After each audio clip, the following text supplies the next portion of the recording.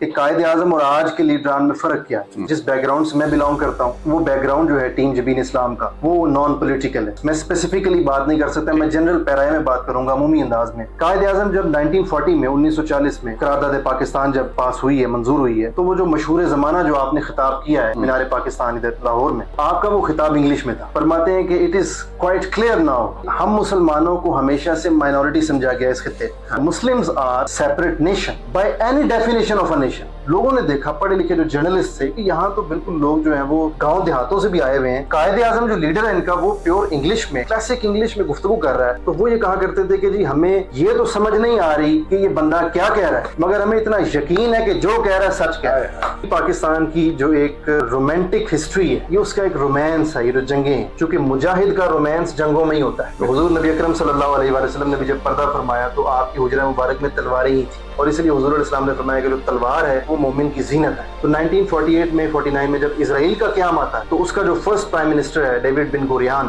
وہ جو اپنی اسمبلی میں اسپیچ کرتا ہے وہیں سے تانے بانے ملتے ہیں. وہ یہ بات برملا کہتا ہے کہ we have no fear out of Arabs then that of Pakistan, چونکہ یہ ایک آئیڈیولوجیکل اسٹیٹ ہے.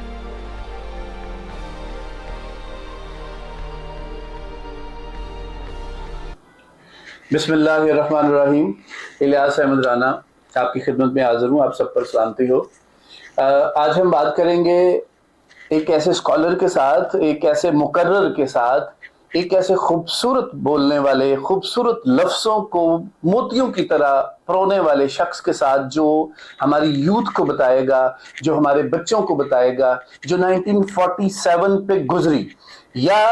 ان فیملیز پہ کیا گزری, یا پاکستان کے تجزیے کو لے کے ہم بات کریں گے. آج ہم بات کریں گے ان تمام پہلو پہ جو پاکستان اور پاکستان کے آنے والے وقت کے لیے ہیں. آج ہمارے ساتھ موجود ہیں محمد حسن عظیم, مذہبی اسکالر ہیں, بہت اچھے مقرر ہیں, ہیڈ آف جبین اسلام. السلام علیکم. وعلیکم السلام.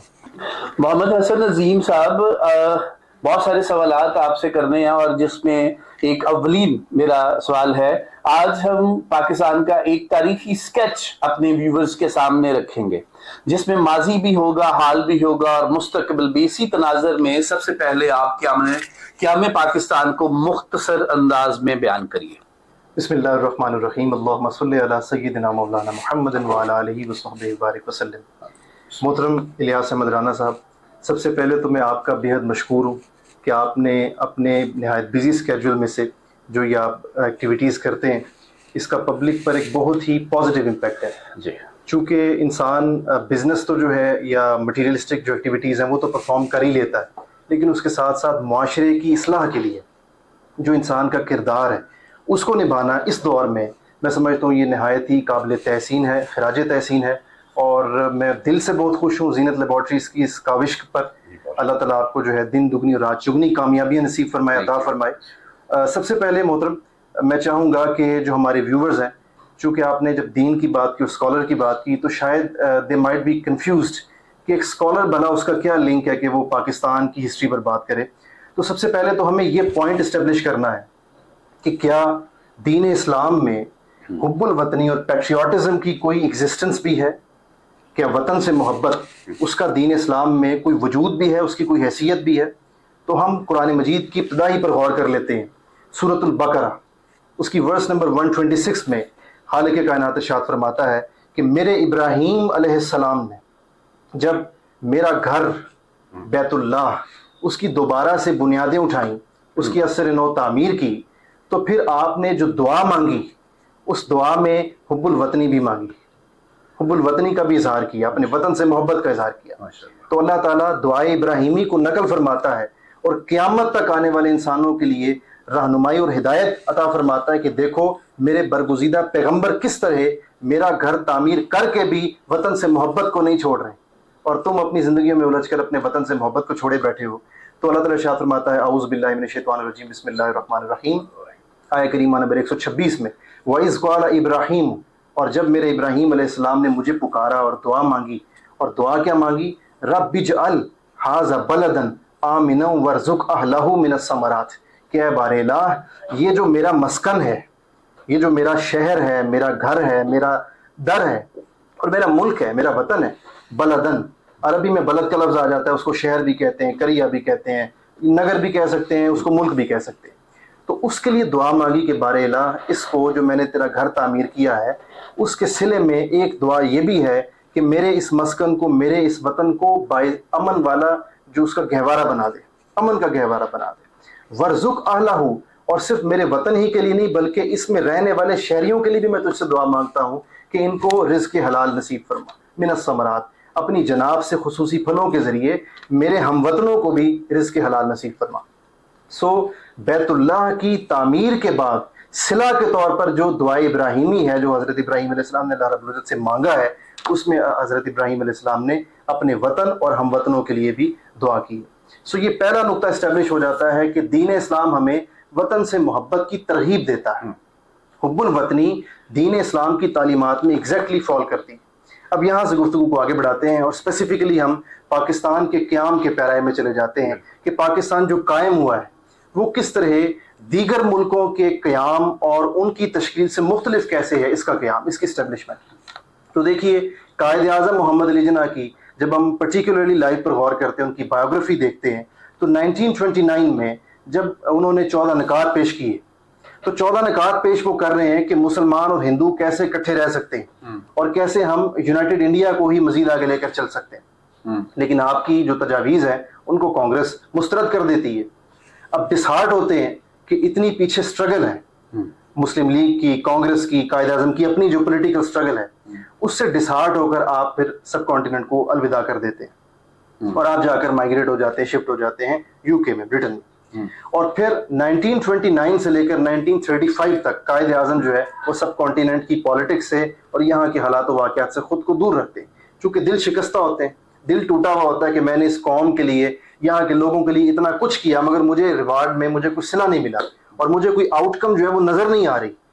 تو وہاں پر پھر وہ جب چلے جاتے ہیں انگلینڈ میں، اب پیچھے سے علامہ اقبال جو ہے، اب یہاں پر ہمیں لنکج پھر محسوس ہوتا ہے کہ کس طرح ایک مٹیریلسٹک لیڈر ہے، ایک پولیٹیکل لیڈر ہے قائد اعظم محمد علی جناح، لیکن کیسے بیک اینڈ پہ ایک اسپرچل لیڈر جو ہے وہ اپنا قدم رکھتا ہے اور کیسے وہ ان کو گائیڈ کرتا ہے اور موٹیویٹ کرتا ہے مسلمانوں کے لیے ایک الگ مملکت کے قیام کے لیے. تو علامہ اقبال جو ہے وہ تواتر کے ساتھ اس عرصے میں قائد اعظم کو خطوط بھی بھیجتے ہیں اور ان کی جو ڈائریکشن ہے اس کو اپنی استطاعت کے مطابق اور اپنے تئیں اس کو لائن میں لانے کی، یعنی اپنے طور پر جو وہ درست سمجھتے ہیں اس کو کوشش کرتے ہیں کہ محمد علی جناح کی جو ڈیسٹینی ہے، محمد علی جناح کی جو ورکنگ ہے اس میں یہ چیز کمی اس کی محسوس کرتے ہیں علامہ اقبال کہ محمد علی جناح ابھی تک جو ہے مسلمان اور ہندوؤں کو وہ جوائنٹلی لے کر چلنا چاہ رہے ہیں اور وہ سمجھ رہے ہیں کہ شاید یہ اکٹھے جو ہے اپنا مستقبل پا لیں گے. لیکن علامہ کہتے ہیں کہ نہیں، چونکہ مسلمان جو ہیں وہ یہاں پر جب بھی رہیں گے ہندوؤں کے ساتھ تو وہ اقلیت کی حد تک ہی رہیں گے، اقلیت سے بڑھ کر، مائنورٹی سے بڑھ کر مسلمانوں کو کبھی ہندو ان کے حقوق نہیں دیں گے. لہذا وقت کا تقاضا ہے کہ مسلمان اپنی آزاد اور الگ مملکت قائم کریں اگر اسلام کو اس خطے میں ہم نے زندہ رکھنا ہے. سو 1930 میں جو خطبہ الہ آباد ہے، مشہور زمانہ ہے، تو علامہ یہی پیش کرتے ہیں کہ جناب پنجاب، یہ جو آج کا پاکستان ہے، اس کا سارا وہ روڈ میپ دیتے ہیں کہ اگر ہم نے یہ خطہ بھی کم سے کم ہے، علامہ یہ میکسیمم نہیں ارشاد فرماتے، وہ کہتے ہیں کم سے کم اگر ہم یہ خطہ بھی آزاد نہ کروا پائے تو پھر اسلام کی بقا جو ہے اس خطے میں وہ خطرے میں پڑ جائے گی. اور پھر یہ قوم کو سمجھانے کے بعد علامہ پھر رخ کرتے ہیں قوم کے لیڈر کی طرف، جس کو لیڈ کے لیے علامہ نے منتخب کر لیا، علامہ اقبال نے منتخب کر لیا، بلکہ قدرت نے منتخب کر لیا. تو علامہ پھر ان کو ترغیب دیتے ہیں، ان کو موٹیویٹ کرتے ہیں، پھر خود بھی تشریف لے کر جاتے ہیں یو کے میں، اور آخر کار پھر قائد اعظم جو ہے وہ علامہ کی وفات سے 3 برس قبل، چونکہ 1938 میں علامہ کا انتقال ہو گیا، تو 1935 میں قائد اعظم علامہ کے ایجنڈا پر اگری کر جاتے ہیں اور سب کانٹیننٹ واپس آتے ہیں. اور پھر جو 12 ایئرز ہیں یہاں سے آنورڈز، 1935 سے 47 تک، یہ 12 برس جو ہیں پھر وہ اس خطے کی تقدیر بدلتی ہے اور قائد اعظم جو ہے اپنی جانب سے وہ بھرپور کوشش کرتے ہیں کہ جس کی تاریخ میں کوئی نظیر نہیں ملتی. اور جو لارڈ ایٹلی ہے وزیر اعظم انگلینڈ کا، جو اس ٹائم پر تھا برٹن کا، جس کے ہوتے ہوئے پاکستان کی تقسیم ہوئی ہے، اس نے قائد اعظم کی وفات پر جب 1948 میں سپٹمبر 11 کو قائد اعظم کا وصال ہوا، تو اس نے یہ تاریخ ساز جملے کہے کہ اگر مجھے پتا ہوتا کہ محمد علی جناح نے 1 سال بعد فوت ہو جانا ہے تو میں کبھی بھی پاکستان کی جو ہے وہ تخلیق نہ ہونے دیتا، اس کا قیام نہ ہونے دیتا، کیونکہ پھر قیامت تک اس خطے میں اور کوئی ایسا مائی کا لال پیدا نہیں ہونا تھا کہ جو مجھ سے، ہم سے پاکستان لے لیتا. تو یہ پاکستان کا جو قیام ہے اس کے پیچھے قائد و اقبال اور ان کے ساتھ جو مخلص لیڈرز تھے ان کی انتھک محنت ہے، اور وہ بے مثال اور لازوال جد و جہد ہے کہ جس کی تاریخ میں ہمیں اور کوئی اگزامپل ڈھونڈنے سے کم میں ملتی۔ اچھا جی، میرا سوال ہے کہ اس میں کوئی دراہے نہیں ہے کہ پاکستان کا قیام قائد اعظم رحمۃ اللہ علیہ کا مرہون منت ہے، لہٰذا قائد اعظم اور ہمارے موجودہ قائدین میں کیا آپ فرق دیکھتے ہیں؟ اچھا محترم رانا صاحب، میں چاہوں گا کہ صرف ایک مختصر انداز میں جو ہے وہ ڈفرنس واضح کرتا چلوں، چونکہ جس بیک گراؤنڈ سے میں بلانگ کرتا ہوں وہ بیک گراؤنڈ جو ہے ٹیم جبین اسلام کا وہ نان پولیٹیکل ہے، تو میں اسپیسیفکلی بات نہیں کر سکتا، میں جنرل پیرائے میں بات کروں گا عمومی انداز میں کہ قائد اعظم اور آج کے لیڈران میں فرق کیا ہے۔ قائد اعظم جب 1940 میں 1940 میں قرارداد پاکستان جب پاس ہوئی ہے، منظور ہوئی ہے، تو وہ جو مشہور زمانہ جو آپ نے خطاب کیا ہے مینار پاکستان ادھر لاہور میں، تو آپ کا وہ خطاب انگلش میں تھا، اور قائد فرماتے کیا ہیں؟ فرماتے ہیں کہ it is quite clear now, اب یہ واضح ہو چکا ہے کہ ہم مسلمانوں کو ہمیشہ سے مائنورٹی سمجھا گیا اس خطے، اور وہ کہتے ہیں شاید ہم مسلمان بھی اسی وہم کو حقیقت سمجھ بیٹھے، جبکہ یہ حقیقت نہیں ہے۔ مسلمز آر سیپریٹ نیشن، وہ کہتے ہیں کہ یہ ایک الگ قوم ہے by any definition of a nation,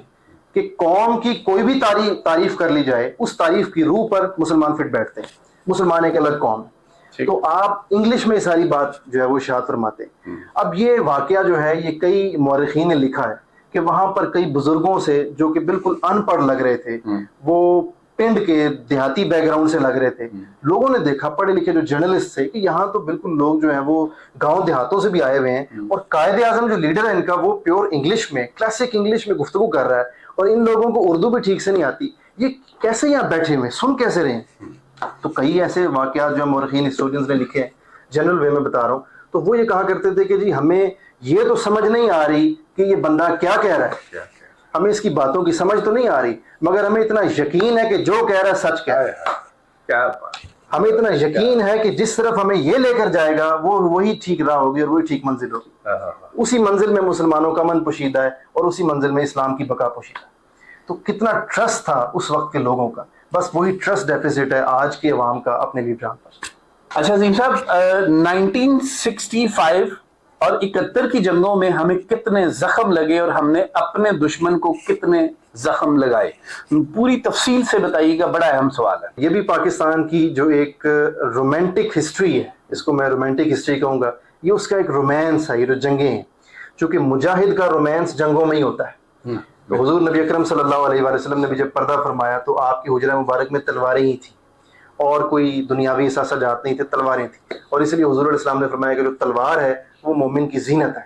مومن کا زیور جو ہے وہ تلوار ہے۔ تو مومن تو وہی ہے جو اپنی آخری دم تک، اپنی آخری سانس تک لڑتا ہے، اسٹرگل کرتا ہے، جد و جہد کرتا ہے۔ تو 1965 میں دراصل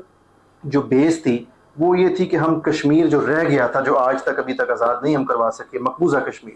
انڈین آکوپائڈ کشمیر، ہم اس کو آزاد کروا لیں۔ اس کے لیے آپریشن جو ہے گرینڈ سلیم ہوا، انفارچونیٹلی لوکل کمیونٹیز کی وجہ سے یا کوئی اور بھی فیکٹرز تھے، ابھی ہم اس پر ڈیٹیل میں نہیں جاتے، وہ آپریشن کامیاب نہیں ہو سکا۔ اب اس کے جواب میں ہندوستان تو ظاہری بات ہے ہم سے اسکیل وائز اور اکنامیکلی اور ہم سے اسٹریٹجیکلی بھی وہ بڑا ملک ہے، آج بھی بڑا ملک، اس نے پھر ہم پہ وار امپوز کی، اس نے ریٹیلیٹ کیا۔ وہ آپریشن جو تھا کشمیر کا، وہ جب ہمارا ناکام ہوا تو وہ شاید زیادہ جو تھا وہ اترا گیا تھا اپنی طاقت پر، غرور میں آ گیا تھا، تو اس نے اپنے غرور کا مظاہرہ کیا اور رات کو حملہ کر دیا 6 ستمبر 1965 کو، اور پھر دنیا نے دیکھا کہ یہ برقی کا مورچہ تھا، اور میجر راجہ عزیز بھٹی شہید ہیں اپنے 200 سپاہیوں کے ساتھ، 200 جوان ہیں، افسر بھی کوئی نہیں، جوان ہے 200، اور 4000 کا مقابلہ کر رہے ہیں، 6 دن تک دشمن کو انہوں نے لاہور کی حدود کراس نہیں کرنے دی۔ الٹا مسلمان جو فوج ہیں، جو پاکستان کی فوج ہے، وہ ہندوستان کی حدود میں داخل ہو جاتی، یعنی تاریخ حیران رہ جاتی ہے، اور مورخ جو ہیں وہ سر پکڑ کے بیٹھ جاتے ہیں کہ یہ کیسے ممکن۔ پاکستان فوج کی جو تعداد ہے وہ 2,60,000 2,70,000 ہے، کم و بیش، اور جو انڈین آرمی ہے اس کی تعداد اس وقت 7 لاکھ سے بھی بہت ہے، یعنی کہ کوئی کمپیریزن نہیں بنتا، کوئی 1:3 کی ریشو بن جاتی ہے، 3 گنا بڑا دشمن ہم سے، اور ٹینکس اس کے پاس ہے۔ پھر چونڈا کے مقام پر دیکھیے، سیکنڈ ورلڈ وار کے بعد ہسٹورینز بھی یہی کہتے ہیں، ورلڈ وائڈ یہ چیز ایڈمٹ ہوتی ہے، بی بی سی نے بھی یہی لکھا، TRT CNN وغیرہ، یہ سب ان کی رپورٹس موجود ہیں، 1965 کی وار کے حوالے سے کہ جو ٹینکوں کی جنگ ہے وہ سیکنڈ ورلڈ وار کے بعد دنیا کی سب سے بڑی جنگ وہ 1965 میں ہوئی ہے اور وہ سیالکوٹ میں چونڈا کے مقام میں ہوئی ہے. تو بعض دفعہ ہم یہ بھول جاتے ہیں کہ پاکستان جو ہے اس کی اہمیت کیا ہے. دیکھیے دنیا میں اور بھی تو کتنے ملک ہیں, کیوں سیکنڈ ورلڈ وار کے بعد دشمن نے ٹینکوں سے کسی اور قوم کو کیوں نہیں آزمایا؟ سب سے بڑی جنگ ٹینکوں کی ہم پر ہی کیوں امپوز ہوئی اور ہمیں صرف ایک جہت سے نہیں کئی جہتوں سے گھیرنے کی کوشش کی گئی؟ آخر وجہ کیا تھی؟ وجہ ذرا تھوڑا سا مزید پیچھے چلے جائیں تو 1948 میں 49 میں جب اسرائیل کا قیام آتا ہے تو اس کا جو فرسٹ پرائم منسٹر ہے ڈیوڈ بن گوریان, وہ جو اپنی اسمبلی میں اسپیچ کرتا ہے وہیں سے تانے بانے ملتے ہیں. وہ یہ بات برملا کہتا ہے کہ we have no fear out of Arabs, ہمیں عربوں سے اتنا خوف نہیں ہے دین دیٹ آف پاکستان. چونکہ یہ ایک آئیڈیالوجیکل اسٹیٹ ہے, اس کا جو قیام ہے وہ نظریے کی بنیاد پر آیا ہے. اگرچہ اس کی قوم مکمل طور پر نظریے کو نہیں سمجھتی, لیکن چونکہ ملک وجود میں آ گیا ہے, بیک اینڈ پہ نظریہ ہے, تو یہ نظریہ کسی نہ کسی دن ہمیں ہٹ کر جائے گا. جی عظیم صاحب بتائیں ذرا, پاکستان کے ایٹمی طاقت بننے کے سفر پر روشنی ڈالیں کہ یہ ایک ناممکن محسوس ہونے والا کام ہم نے کیسے کیا. بہت سارے اپنے اندازے بیان ہے کہ کچھ کہتے ہیں جی نواز شریف صاحب نے بڑی قربانیاں دی, بہت سارے لوگ کہتے ہیں جنرل ضیاء صاحب نے بڑی قربانیاں دی, ملک ریاض سے لے کے اور بڑے بڑے میں سمجھتا ہوں بزنس مین اور بڑے بڑے بیوروکریٹس اور بڑے آرمی پرسنز نے اس میں بڑی قربانیاں دی ہیں. ایکچوئل سٹوری ہمارے عوام, ہمارے ویورز کو بتائیں ایکچوئل سٹوری کیا ہے. اچھا, یہاں پر ہو سکتا ہے کہ ویورز میں سے یہ نہ کوشچن آ جائے کہ سر آپ نے جو ہے نا پاکستان کا پازیٹیو ایسپیکٹ تو کور کر لیا 1965 کا, 71 کا کور نہیں کیا. تو دیکھیے جب آپ میدان عمل میں ہوتے ہیں تو فتح بھی ملتی ہے, ناکامی بھی ملتی ہے, اور جو مرد مجاہد ہے جس طرح وہ فتح کو انجوائے کرتا ہے اسی طرح وہ شکست کا سامنا بھی دلیری کے ساتھ کرتا ہے, بہادری کے ساتھ کرتا ہے. اور جس طرح افواج پاکستان نے تمام اطراف سے, چاروں اطراف سے گھیرے ہونے اپنے مطلب گھیراؤ تھا مشرقی پاکستان میں, بنگال میں 1971 میں سپلائی لائن کٹ چکی تھی, آپ اپنے سپاہیوں کو, فوجیوں کو کوئی رسد نہیں پہنچا سکتے تھے. اور یہاں پر بھی میں بتانا چاہوں گا کہ جو مسکنسیپشنز ارائز کروائی جاتی ہیں پاک آرمی کے حوالے سے کہ شاید ہمارے کو 90,000 فوجی تھے, it must be clear, categorically clear کہ پاک آرمی کے جو ٹروپس تھے 1971 میں وہ کسی سٹیج پر بھی 50,000 سے ابو نہیں ہوئے. اس پہ بی بی سی, اس پہ CNN کی رپورٹس موجود ہیں, انٹرنیشنل میڈیا کی رپورٹس موجود ہیں کہ پاک آرمی کے جو ٹوٹل دستے ہیں اس میں رضاکار بھی شامل ہیں, اس میں وہ دستے بھی شامل ہیں جو صرف سپورٹیو تھے, جو جنگیں نہیں لڑتے تھے فوج کی بلکہ وہ فوج کو سپورٹ کرتے تھے. وہ اس میں میڈیکل آپ کا شعبہ اس میں طبقہ بھی تھا. تمام آپ کے جتنے فوجی دستے ملا لیں تو کل تعداد بھی 50,000 سے زیادہ نہیں تھی, جبکہ وہ 50,000 سے کم فوج کو کیا بنا کے پیش کیا گیا کہ 90,000 فوجی جو ہیں وہ گرفتار ہو گئے تھے. پھر اسی طرح اور بہت سارے جھوٹ جو ہیں وہ پاک فوج سے متعلق اکہتر میں جو ہیں, چونکہ دشمن کو موقع مل گیا, ہمیں شکست ہوئی. اس کے کئی اسباب ہیں ہمیں شکست ہوئی, چونکہ زمینی رابطہ نہیں تھا ہمارا مشرقی بنگال کے ساتھ. اس کے باوجود ہماری فوجوں نے جس قدر دلیری سے وہ جنگ لڑی ہے, جنرل مانک شاہ جو اس وقت کا آرمی چیف انڈیا کا, اس کی سٹیٹمنٹ آن ریکارڈ موجود ہے. He gave an interview to BBC, اس نے آن ایئر یہ بات کہی ہے کہ میں نے اپنی زندگی میں کسی فوج کو اتنی جانفشانی سے لڑتے نہیں دیکھا جو میں نے 71 میں پاک آرمی کے جوانوں کو لڑتے دیکھا. اس نے کہا کہ میں نے کئی پاکستان آرمی کے جو قید کر لیے گئے تھے فوجی, ان سے میں نے پوچھا کہ تم کیوں لڑ رہے تھے اتنی جانفشانی سے, تمہیں کیا ملنا تھا؟ ڈیڈنٹ یو نو کہ تمہاری سپلائی لائن کٹ چکی ہے, تمہارا کوئی زمینی رابطہ نہیں ہے, تمہیں پیچھے سے اگر پاکستان آرمی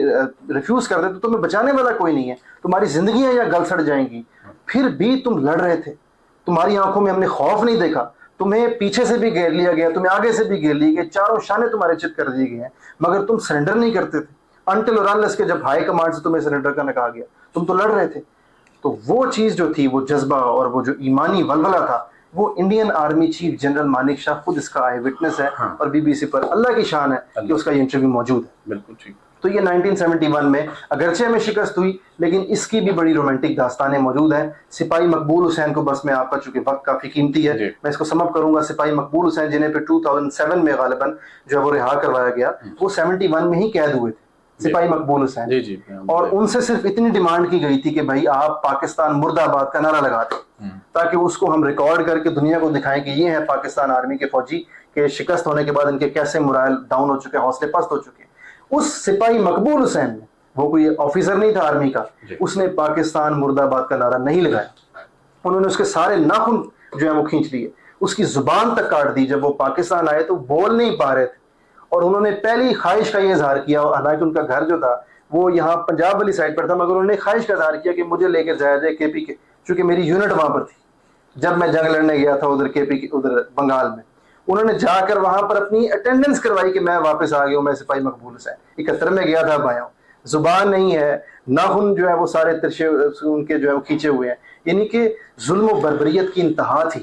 مگر ایک سپاہی مقبول حسین, اس نے یہ دنیا کو بتا دیا کہ اگر جذبہ ایمانی ہو, ایمانی غیرت ہو, تو ایک سپاہی بھی اسلام کا وہ شکست قبول نہیں کرتا, وہ جھکتا نہیں دشمن کے آگے. سو 71 کے بعد ہم نے کچھ سبق سیکھے,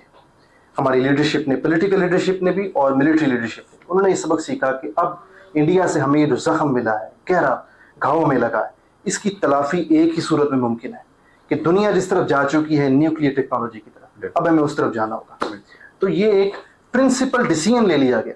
جیسے اسٹیٹس جب اصولی فیصلے کر لیتی ہیں, پھر وہ اسٹیٹس اور ریاستیں ان سے ہٹتی نہیں, چاہے حکمران بدلتے جائیں.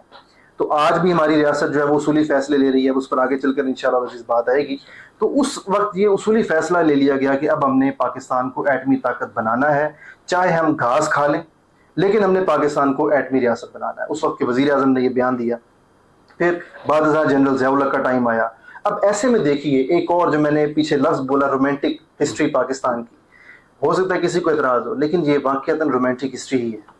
دیکھیے بغیر محبت کے اور بغیر عشق کے اور بغیر جنون کے یہ سارے کام ہوتے نہیں. Doctor A Q Khan, doctor Abdul Qadeer Khan, he was in Netherlands, Urenco میں وہ کام کر رہے ہیں, یورپین یورینیم انریچمنٹ فرم ہے, اور وہاں پر وہ ایلیٹ قسم کی جاب کر رہے ہیں, ساری فیسلٹیز ان کے پاس ہیں, اور کسی نے ان کو بلایا نہیں. ہی ہمسیلف ڈیووٹڈ ہز لائف, انہوں نے خود وقف کی. اس وقت کے وزیر اعظم جو تھے, میں نام لیتا ہوں چونکہ پازیٹیو بات ہے, محترم ذوالفقار علی بھٹو صاحب, ان کو خود انہوں نے رابطہ کیا اور ریکویسٹ کی کہ چونکہ آپ نے اور آپ کے آرمی چیف نے اور ملٹری قیادت نے اور سول قیادت نے یہ فیصلہ کر لیا کہ پاکستان کو نیوکلیئر ٹیکنالوجی حاصل کرنی ہے, تو میں اپنی جتنی خدمات ہیں ایز اے نیوکلیئر سائنٹسٹ وہ پاکستان کو پیش کرتا ہوں, بغیر کسی مفاد کے اور بغیر کسی لالچ کے.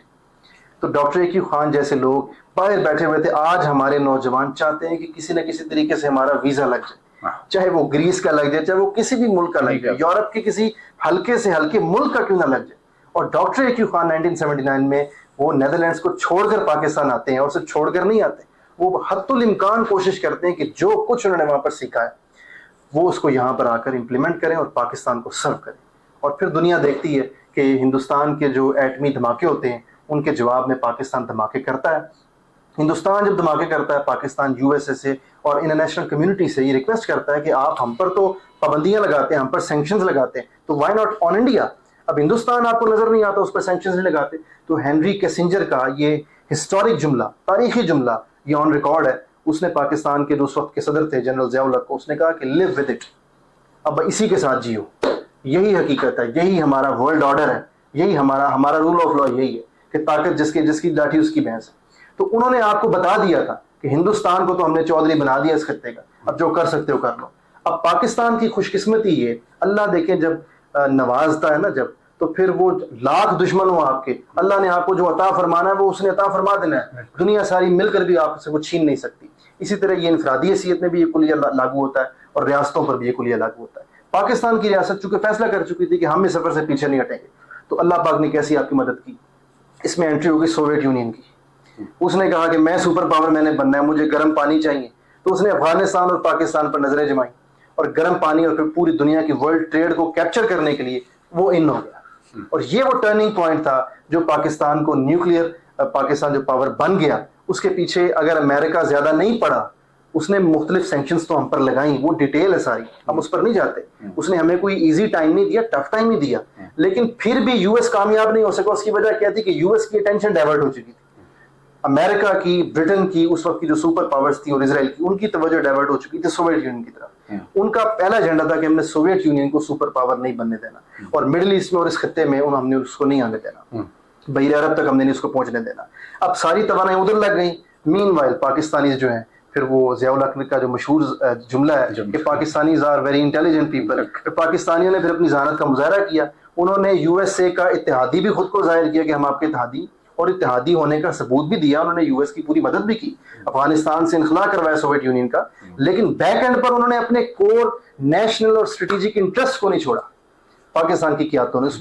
دور میں جتنی قیادتیں بدلتی گئیں، آخر کار پھر ہم 1998 میں مئی 28 کو پھر ہم پاکستان جو ہے وہ ہندوستان کے ایٹمی دھماکوں کے جواب میں تاریخی کوہٹا کے مقام پر جو ہے وہ چاہی کے پہاڑوں میں جو دھماکے کرتا ہے. اس دوران اسرائیل نے بھی کوششیں کی کوہٹا پر اٹیک کرنے کی، لیکن اللہ پاک کی شان تھی کہ افواج پاکستان کا دفاع مضبوط تھا، اور وہ ایٹمی دھماکوں، کامیاب دھماکوں کے بعد پھر وہ ناقابل تسخیر بھی ہوا. جی ناظرین، محمد حسن عظیم صاحب ہمارے ساتھ تھے ہاٹ سیٹ پہ، جنہوں نے کوشش کی کہ ہمارے ہر سوال کا اپنے بڑے خوبصورت انداز میں آپ کو جواب دیں، اور ہم نے اپنے ٹائم نکال کے، عظیم صاحب ایک اپنے ادارے کے ہیڈ بھی ہیں اور ایک نوکری بھی کرتے ہیں، اس نوکری سے ٹائم نکالا. آف کورس میں بھی ایک ادارے کا ہیڈ ہوں، میں ٹائم نکالتا ہوں. ہم کوشش کرتے ہیں یہ جو پوڈ کاسٹ کے اندر ہمیں نہ ویوز چاہیے، نہ آپ کے کمنٹس چاہیے، کچھ نہیں چاہیے، مگر ہم کوشش ہمیشہ سے کرتے ہیں ہم بارش کا وہ قطرہ بنیں جو سب کے لیے باعث رحمت محسوس ہو. مطلب کہ ہم ساری وہ انفارمیشن اکٹھا کر کے ایک پلیٹ فارم پہ جمع کرتے ہیں اور ایک ڈلیور کرتے ہیں آپ لوگوں کو، تاکہ صحیح اصل الفاظ کا ہم وہ صحیح معنوں میں آپ کو بتا سکیں کہ اس کا مطلب کیا تھا. ہمارے یوتھ ہے، ہمارے جینسیز ہیں، ان تمام لوگوں کو یہ بات پتہ لگنا چاہیے کہ پاکستان وجود میں کیسے آیا، پاکستان کے لیے قربانیاں کیسے دی گئیں، اور یہ جو آپ آج اٹامک پاور ہیں یہ آپ کیسے بنے. اس پروگرام میں ہم نے وہ ساری تفصیل آپ کے سامنے رکھی ہیں. تب تک کے لیے الیاس احمد رانا کو اجازت دیجیے، ہم پھر کسی کے ساتھ بڑے ٹرو ورڈ میں پھر پروگرام کریں گے. تب تک کے لیے اللہ نے